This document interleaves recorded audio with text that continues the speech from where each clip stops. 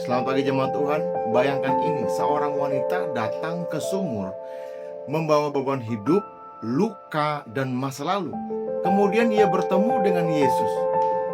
Percakapan mereka berubah dari hal biasa menjadi hal yang sangat mendalam tentang penyembahan. Di tengah percakapan itu, Yesus berkata sesuatu yang mengguncang. Allah itu roh, dan barang siapa menyembah Dia harus menyembahnya di dalam roh dan kebenaran. Jemaat Tuhan, ini bukan sekedar ayat. Ini adalah sebuah koreksi keras terhadap manusia beribadah. Selama ini manusia sibuk dengan tempat. Orang Samaria bilang di gunung ini, orang Yahudi bilang di gunung itu. Tetapi Yesus berkata, bukan soal tempat, bukan soal sistem, bukan soal tampilan, bukan harus di GMS, bukan harus di NDC atau harus di GCA, tapi soal hati dan kebenaran. Tetapi waktunya akan datang, dan sekarang sudah datang, bahwa dengan kuasa dari Roh Allah, orang-orang akan menyembah Bapa sebagaimana adanya, mempersembahkan pujian sejati yang diinginkannya. Allah itu Roh, dan hanya dengan kuasa dari Roh Allah, orang-orang akan menyembah Allah sebagaimana adanya. Allah itu roh, artinya Allah tidak bisa dibatasi oleh gedung. Allah tidak bisa dikurung dalam sebuah liturgi ibadah. Tidak bisa dipuaskan hanya dengan aktivitas agamawi saja. Kita bisa hadir dalam ibadah, tapi hati kita jauh daripada Tuhan.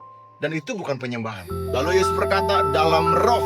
Ini berbicara tentang kehidupan batiniah kita sebagai orang percaya. Bukan hanya sekedar angkat tangan paling tinggi, bukan hanya sekedar menyanyi paling kencang dan paling merdu, tetapi hati yang sungguh hidup, yang benar-benar mencari Tuhan dengan kesungguhan dan di dalam kebenaran yang tegas.